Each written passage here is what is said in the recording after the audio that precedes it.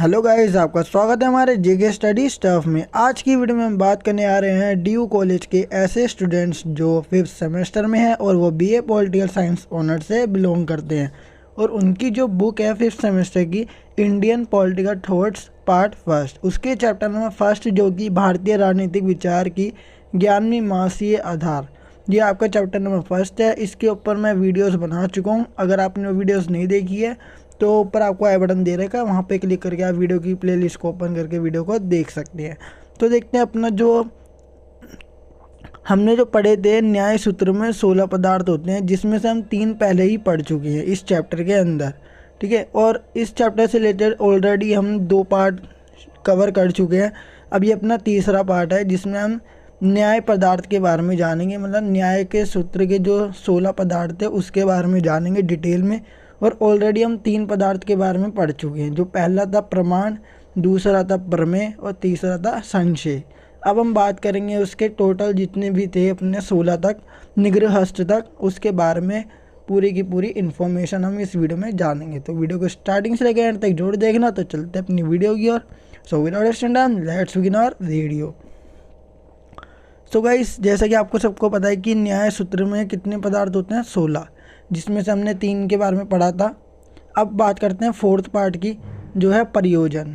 ठीक है, प्रयोजन में क्या होता है, देखो, जब भी किसी को मतलब कि न्याय दिलवाना होता है या फिर किसी के अंदर बहस हो रही है या वाद विवाद हो रहा है, तो उसमें से कौन सा तर्क बढ़िया है, कौन सा तर्क बढ़िया नहीं है, मतलब कौन सा तर्क सही है और कौन सा तर्क गलत है।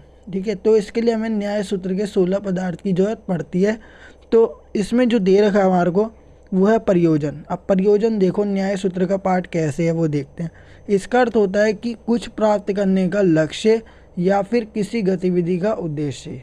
देखो, इसमें ना सबसे पहली बार प्रयोजन वो होता है, जैसे प्लानिंग भी बोल सकते हैं, योजना भी कह सकते हैं। दूसरी बात, किसी भी चीज़ को प्राप्त करने का लक्ष्य। ठीक है, कोई चीज़ है, हमने एक पॉइंट बना लिया कि हमें ये प्राप्त करना है। ठीक है, और वही क्या कहलाएगा, अपना प्रयोजन, क्योंकि उसको प्राप्त करने के लिए हम कोई ना कोई क्या करेंगे, तैयारी, और वो तैयारी हमारी क्या होगी, प्लानिंग। ठीक है, या किसी गतिविधि का उद्देश्य। ठीक है, दोनों में से एक कोई भी लिख सकते हो आप, कुछ प्राप्त करने का लक्ष्य, इतना भी लिख सकते हो। ठीक है, अब बात करते हैं अपनी नेक्स्ट लाइन की। ये किसी को प्राप्त करने या उससे दूर रहने की व्यक्ति की इच्छा को प्रकट करता है। मतलब प्रयोजन जो होता है वो किसी को प्राप्त भी करना चाहता है और किसी से दूर भी रहना चाहता है। ठीक है, मतलब हम किसी चीज़ को प्राप्त करते हैं तो हमें किसी चीज़ से दूर होना भी पड़ता है।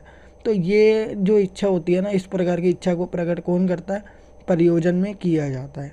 दूसरी बात, अगर इसके एग्जाम्पल से रिलेटेड मैं बात करूँ, ठीक है, तो ये दे रखा है, प्राथमिक उद्देश्य हर व्यक्ति का ये होता है कि सुख को प्राप्त करना, ये उनका लक्ष्य है। सुख को क्या कर रहे हो, प्राप्त। अब वो दूर किससे हो रहे हैं, वो दूर मतलब किससे होना चाहते हैं, वो दुख को दूर करना चाहते हैं। तो प्राथमिक उद्देश्य हर किसी का क्या होता है, सुख को प्राप्त करना, मतलब हैप्पीनेस चाहते हैं, और दुख से मुक्ति पाना या दुख को दूर करना हो सकता है। हर किसी व्यक्ति का प्राथमिक उद्देश्य यही होता है। ठीक है, क्योंकि कोई भी व्यक्ति दुख नहीं रहना चाहता या दुखी नहीं रहना चाहता। तो ये अपना 4th पार्ट था जो कि प्रयोजन था। अब बात करते हैं अपने 5th पार्ट की। देखो, इसका मतलब है दृष्टांत। ठीक है, लिखा हुआ है 5वां अपना क्या है, न्याय सूत्र दृष्टांत। ठीक है, ये तत्व है 5वां। ये तथ्यात्मक रूप से सही उदाहरण या एक निर्विवाद तथ्यों को दर्शाता है। ठीक है, सही उदाहरण या निर्विवाद, ऐसा विवाद मतलब कि जिस पर विवाद नहीं किया जा सकता, एकदम सही उदाहरण ये बताता है। जैसे कि अगर उदाहरण की ओर चले तो देखते हैं, जैसे कि पहाड़ से निकला हुआ धुआं आग की ओर संकेत करता है, तो रसोई घर में अगर धुआं होगा तो वो भी किसको दर्शाएगा, आग को। तो इस पर कोई विवाद किया ही नहीं जा सकता। ठीक है, तो ये एक निर्विवाद तथ्य होता है, एक तरीके से हम मान सकते हैं। तो ये था अपना 5th पॉइंट जो दृष्टांत से रिलेटेड था। ठीक है, दृष्टांत में बस आपको इतनी बात ध्यान रखनी है कि सही उदाहरण बताता है, और दूसरी बात, एक ऐसा तथ्य है जिस पर विवाद नहीं किया जा सकता। जैसे कि आपको एग्जाम्पल मैंने बताया ही था कि पहाड़ी से जो धुआं निकलेगा वो भी आग की ओर संकेत करेगा, और अगर रसोई घर से भी धुआं आ रहा है तो वो भी आग की ओर संकेत करेगा। इस पर कोई विवाद नहीं किया जा सकता या कोई बहस चर्चा भी नहीं की जा सकती। वाद विवाद के साथ आप बहस चर्चा भी लिख सकते हो, उस पर नहीं की जा सकती। वो किस में आएगा, दृष्टांत में। अब बात करते हैं अपने 6th पॉइंट की ओर, सिद्धांत। ठीक है, सिद्धांत थोड़ा लेंथी टॉपिक है, तो देखते हैं इसके बारे में। यह एक विशेष क्षेत्र में ऐसे नियम जिनको स्वीकार किया गया हो और निर्णायक विचारों का समूह है। ठीक है, मतलब कि निर्णायक विचार का समूह होता है जिसके अंदर हम निर्णय ले सकते हैं वाला समूह है। दूसरी बात करें, ऐसे नियम जिनको स्वीकार किया गया हो। ठीक है, ये एक ऐसा क्षेत्र है जिसके अंदर ना ऐसे नियम होते हैं जिसको हमने स्वीकार कर रखा है। और दूसरी बात, निर्णायक विचारों का क्या है, एक समूह है, मतलब निर्णय लेने के लिए जो विचार होते हैं उनका क्या है, ये ग्रुप है। अब इसके अंदर देखो, न्याय विचारधारा 4 प्रकार के सिद्धांतों को स्वीकार करती है। पहला है सर्वतंत्र, दूसरा प्रतितंत्र, तीसरा अपना अधिकरण सिद्धांत, ठीक है, और चौथा अपना अभुपगम सिद्धांत। ठीक है, तो ये 4 क्या आते हैं अपने विचार, 4 प्रकार थे न्याय विचारधारा के जो सिद्धांत के अंदर आते हैं जिनको हमने क्या कर रखा है, स्वीकार कर रखा है। अब इनको डिफाइन करते हैं कि ये होते क्या है। ठीक है, वैसे देखो इसमें शॉर्ट डिफाइन कर रखा है मैंने। फर्स्ट बोला गया अपना सर्वतंत्र। ठीक है, सर्वतंत्र ये सबसे पहला प्रकार हो गया सिद्धांत के अंदर जो आता है जिसको हमने स्वीकार कर रखा है। इसमें निर्णायक है सिद्धांत विवादित नहीं होता, मतलब इसमें ना निर्णय सिद्ध हो जाता है लेकिन विवाद नहीं होता। ठीक है, उसको क्या बोलते हैं हम, सर्वतंत्र सिद्धांत। दूसरी बात करें, ये क्या है, प्रतितंत्र सिद्धांत। ठीक है, इसमें निर्णायक सिद्धांत की स्थापना की जाती है। इसमें हमें निर्णायक मतलब निर्णय लेना पड़ता है, उसकी स्थापना करनी पड़ती है। ऊपर वाले में विवाद नहीं होता और नीचे वाले में क्या करते हैं हम, निर्णायक सिद्धांत की स्थापना करते हैं। और अधिकरण सिद्धांत, इसमें एक विषय के निर्णायक सिद्धांत को स्थापित करने के लिए दूसरे विषय के निर्णायक सिद्धांत को स्थापित करना होता है, मतलब एक दूसरे से रिलेशन होता है एक विषय का दूसरे विषय से। ठीक है, अगर एक विषय के बारे में अगर न्यायिक सिद्धांत स्थापित करना है तो दूसरे विषय के न्यायिक सिद्धांत को पहले स्थापित करना पड़ेगा, फिर उसके बाद ही कुछ हो सकता है।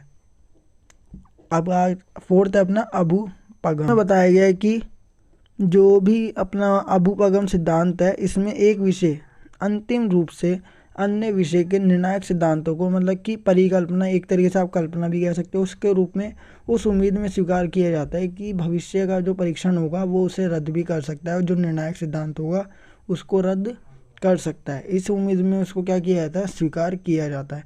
ये पूरी ना कल्पना के ऊपर निर्भर होता है। ठीक है, और वो जो आपका निर्णायक सिद्धांत है वो रद्द भी हो सकता है इसके अंदर। अब देखते हैं 7वां पॉइंट अपना क्या होगा, अवयव। ठीक है, इसमें तार्किक वाद विवाद से निकला निष्कर्ष, ठीक है, कहा जाता है, मतलब कि इससे तार्किक वाद विवाद से जो निकला निष्कर्ष है वो कहा जाता है। मतलब तर्क के बाद किसी ने अपने पॉइंट रखे, दूसरे व्यक्ति ने अपने पॉइंट रखे, तो ऐसे अपने अपने पॉइंट रखते रखते ये क्या बन जाएगा, वाद विवाद। अब इससे जो भी निष्कर्ष निकलेगा या फिर एक तरीके से वाद विवाद के बाद जो भी हमने तर्क रखे या वितर्क में जो भी हमारे थे, अगर हमने ऐसे ऐसे करते गए और किसी टॉपिक पर अगर हम क्या कर रहे हैं, वाद विवाद कर रहे हैं, ठीक है, और जो निष्कर्ष निकलेगा उसे हम क्या बोल सकते हैं, अवयव। ठीक है, तो इसे तार्किक वाद विवाद से निकला निष्कर्ष भी कहा जाता है। ठीक है, तो इस 7th में ज़्यादा बड़ा नहीं था, बस एक ही लाइन है जो आपकी इम्पोर्टेंट है। 8वां देखते हैं अपना क्या है, तर्क। अब देखो, तार्किक वाद विवाद अभी हमने ऊपर पढ़ा था, इसी को एक टॉपिक बना दिया तर्क। ठीक है, ये भी न्याय सूत्र का अपना वो हो गया पदार्थ। इसमें किसी निष्कर्ष को सही ठहराने के लिए काल्पनिक तर्क का प्रयोग असंगति उत्पन्न कर सकता है। मतलब कि तर्क के अंदर अगर कोई भी निष्कर्ष हमें सही ठहराना है, ठीक है, जैसे हमें पता है कि वो गलत हो सकता है लेकिन हमें उसे सही ठहराना है, ठीक है, काल्पनिक तर्क देना है जिसका कोई मतलब हो भी सकता है या नहीं भी हो सकता, लेकिन हमें उससे रिलेटेड कोई ऐसा तर्क रखना ही है, तो वो असंगति उत्पन्न भी कर सकता है। जैसे उदाहरण के लिए देखो क्या बताया गया, एक तरीके से बुरा प्रभाव भी छोड़ सकता है। ठीक है, उदाहरण के लिए यदि धुआं ऐसी जगह हो जहां आग नहीं है तो इसका मतलब ये होगा कि आग से धुआं नहीं हो सकता, तो ये तर्क असंगति की ओर ले जाता है, मतलब एक भ्रम की ओर ले जाता है कि एक धुआं है वो ऐसी जगह से उत्पन्न हो रहा है जहाँ पे आग ही नहीं है। ठीक है, तो इसका मतलब क्या होगा कि लोग सोचेंगे कि आग से धुआं उत्पन्न ही नहीं हो सकता। ठीक है, तो ये क्या हो गया, एक तर्क भ्रम की ओर ले जा रहा है, तो ये तर्क के अंदर आएगा जो अपना न्याय सूत्र का पदार्थ है 8वां। अब इसके बाद बात करें अपना 9वां है निर्णय। ये एक प्रकार का ज्ञान या सिद्धांत है। निर्णय है मतलब एक तरीके से तुम्हारा फैसला क्या है, ठीक है, वो इसके अंदर आता है। न्याय सूत्र का 9वां सिद्धांत है, वो पदार्थ है ये एक प्रकार का ज्ञान या सिद्धांत है। इस प्रकार के ज्ञान या सिद्धांत का निर्माण तर्क का प्रयोग करके एक विस्तृत परीक्षण के बाद प्रमाण को स्थापित करके सभी संदेह या शक को दूर करने के बाद किया जाता है। देखो, निर्णय किसी भी चीज़ का फैसला कब सुनाया जाता है बढ़िया तरीके से, वो ये है तरीका। इस प्रकार की ज्ञान या सिद्धांत का निर्माण तर्क। अब किसी व्यक्ति ने अपने तर्क रखे किसी भी विषय को लेकर, ठीक है, उसके बाद उस पर क्या हुआ, बहुत जांच पड़ताल की गई, मतलब विस्तृत परीक्षण किया गया, ठीक है। तर्क रखने के बाद उस पर जांच पड़ताल की गई कि ये तर्क वाक्य में ठीक है, उसके ऊपर क्या की, खोजबीन। उसके बाद क्या हुआ, प्रमाण को स्थापित करा, ठीक है, मतलब उसके पास जो प्रूफ है, और उसके सारे के सारे डाउट जो है वो दूर हो गए। फिर उसके बाद जो निर्णय लिया, जो भी किया जाता है वो निर्णय है अपना, ठीक है। तो ये सही तरीका होता है निर्णय लेने का। तो ये न्याय सूत्र का क्या हो गया, अपना नौवां पदार्थ। आई होप आपको इतना समझ आ गया होगा। अब चलते अपने 10वें पदार्थ की ओर। इसको बोलते हैं हम वाद, ठीक है। इसमें दो विरोधी पक्षों के बीच वाद विवाद होता है, मतलब कि बातचीत होती है। वो एक टॉपिक पर, ठीक है, टॉपिक पर तर्क वितर्क रखे जाते हैं जिनका किसी विषय पर अलग अलग दृष्टिकोण हो, उस पर वाद विवाद किया जाता है, ठीक है। एक व्यक्ति है और दूसरा व्यक्ति है। एक व्यक्ति उस टॉपिक के बारे में या उस विषय के बारे में अलग सोचता है और दूसरा व्यक्ति उस विषय के बारे में अलग सोचता है। एक तरीके से हम क्या कहते हैं इसे, डिबेट, ठीक है। तो दोनों अपने अपने क्या रखते हैं, तर्क रखते हैं आपस में। वाद का उद्देश्य क्या करना होता है, सत्य का पता लगाना होता है। इसमें देखा जाता है कि जो व्यक्ति मतलब कि पॉइंट रख रहा है, जिसके पॉइंट में मतलब कि पावर है या जिसका पॉइंट शक्तिशाली है, ठीक है। जैसे किसी ने एक विषय को लेकर एक व्यक्ति ने बढ़िया बात बोली और दूसरे व्यक्ति में इतनी पावर नहीं थी, मतलब इतना वो बोल नहीं पाया उसके बारे में, विषय के बारे में सही, ठीक है। तो इसका मतलब क्या है, वाद विवाद से ना हम किसी भी विषय के बारे में या किसी उद्देश्य के बारे में, किसी भी चीज़ के बारे में हम क्या पता लगा सकते हैं, उसके सत्य का पता, मतलब कि सच क्या है वो पता लगा सकते हैं हम। अगला बोला गया अपना 11वें में बोला गया है जल्प, ठीक है। 11th में क्या अपना जल्प। इसमें व्यक्ति अपने स्वयं के तर्कों को स्थापित करने के लिए विरोधियों के तर्क में दोष ढूंढता है। मतलब कि इसमें ये बोला गया है कि इसमें कोई भी व्यक्ति, ठीक है, अपने तर्क रखना चाहता है वो तो चलो ठीक है, लेकिन विरोधी के तर्क में हमेशा दोष ही दोष ढूंढता रहेगा, मतलब अपने आप को सही प्रूफ कर रहा हो, ठीक है। इसमें प्रतिद्वंदी को हराना उद्देश्य होता है। एक तरीके से अगर वो सामने वाला व्यक्ति कुछ भी बोल रहा है और उसके अंदर वो क्या ढूंढ रहा है, दोष, तो एक तरीके से उसका मकसद क्या है पहले वाले व्यक्ति का, कि मेरे को इससे कंपटीशन में अब हराना ही है, ठीक है। वो हराने के उद्देश्य से खेल, मतलब कि हराने के उद्देश्य से ही कोई वाद विवाद या कुछ तर्क वितर्क कर रहा है, अदरवाइज उसका कोई और उद्देश्य नहीं है, ठीक है। मतलब सच्चाई का पता लगाना उसका उद्देश्य नहीं है। तो इसमें प्रतिद्वंदी मतलब कॉम्पिटिटर जो होता है वो हराना उद्देश्य होता है उसका, ना कि सच्चाई का पता लगाना, ठीक है। अगला बोला गया अपन को 12वां जो है ना अपना, वो है वितंडता, ठीक है। 11 तक अपने कंप्लीट हो चुके हैं। अगर आपको थोड़ा सा भी डाउट हो रहा है किसी भी मतलब कि वर्ड्स में, अगर आपको कुछ भी डाउट है तो आप हमें कमेंट करके बता सकते हैं, हम आपकी प्रॉब्लम ज़रूर सॉल्व करेंगे, ठीक है। तो 12वां जो है अपना है वो है वितंडता। इसमें एक व्यक्ति दूसरों के तर्कों को खंडित करके वाद विवाद जीतने की कोशिश करता है। मतलब एक व्यक्ति है वो दूसरे के तर्कों को क्या करेगा, काटेगा, ठीक है, उसको मतलब कि तोड़ फोड़ करेगा, या एक तरीके से उसकी बात जो वो बीच में बोल रहा है उसको टोक देगा, ठीक है, और वाद विवाद जीतने की कोशिश करेगा, मतलब डिबेट में वो जीतने की कोशिश करेगा। यहाँ उद्देश्य अपने तर्क को स्थापित करना नहीं होता, बल्कि प्रतिद्वंदी के तर्क को खंडित करके जीत हासिल करना होता, मतलब उसको उसकी बात पूरी करने नहीं देना, उससे पहले हम अपना पॉइंट रख देंगे, ठीक है। इससे पहले वाला जो हमने पढ़ा था उसमें मतलब उद्देश्य होता है कि उसके तर्कों में हमेशा दोष ढूंढते रहना, कमियां ढूंढना है कि, ठीक है, और उसको हराना उद्देश्य होता है, ना कि सच्चाई का पता लगाना। लेकिन वितंडता में क्या होता है कि हमें जो दूसरा व्यक्ति बोल रहा है, हमारे सामने वाला जो हमारा कॉम्पिटिटर है या विरोधी है, वो जो बोल रहा है, हमें उसके तर्क को क्या करना है, खंडित करना है, मतलब उसको तोड़ना, एक तरीके से उसकी बात पूरी नहीं होने देना। तो ये वितंडता में आएगा, ठीक है। 13वां पॉइंट अपना हेत्वाभास। ये निष्कर्ष का भ्रम है। यहाँ एक कथन में जो कारण दिया जाता है वह वैध कारण नहीं होता। वैध मतलब होता है कानूनी कारण नहीं होता। इसमें कई गलतियाँ या त्रुटियाँ भी होती है, इसलिए निष्कर्ष निकालना कठिन हो जाता है। एक तरीके से जो निष्कर्ष होता है वो भ्रम होता है, ठीक है। एक इसके अंदर निष्कर्ष का क्या होता है, भ्रम होता है, और मतलब कि चिंता भी बनी रहती है, और उसमें कई गलतियां भी होती है निष्कर्ष निकालने में, और जो कि वैध भी नहीं होता, इसलिए निष्कर्ष निकालना कठिन हो जाता है, ठीक है, सही निष्कर्ष निकालना। अब बात करते हैं 14, छल।